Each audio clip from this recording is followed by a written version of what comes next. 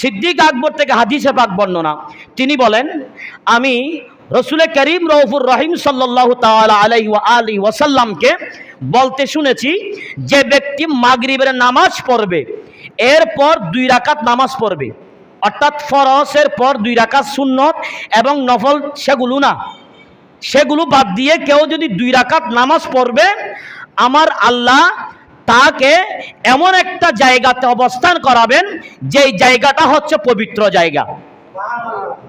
তখন আবার সিদ্দিক আকবর বলছেন যে, ইয়া রাসূলুল্লাহ, কেউ যদি 4 রাকাত পড়ে, 2 রাকাত তো এই ফজিলত, কেউ যদি 4 রাকাত পড়ে, তখন তিনি বললেন সে যেন একবার হজ করার পর দ্বিতীয়বার হজ করলো।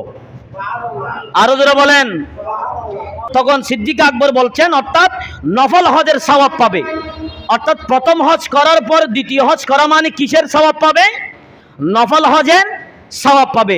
এরপর আবারও বলছে সিদ্দিক আকবর যে, ইয়া রাসূলুল্লাহ, কেউ যদি 6 রাকাত পড়ে, বলি না সুবহানাল্লাহ, কেউ যদি 6 রাকাত পড়ে, আমার নবী বলছেন কেউ যদি 6 রাকাত পড়েছে, আমার নবী বলছেন ওই বান্দার 50 বছরের গুনাহ ক্ষমা করে দেওয়া হবে।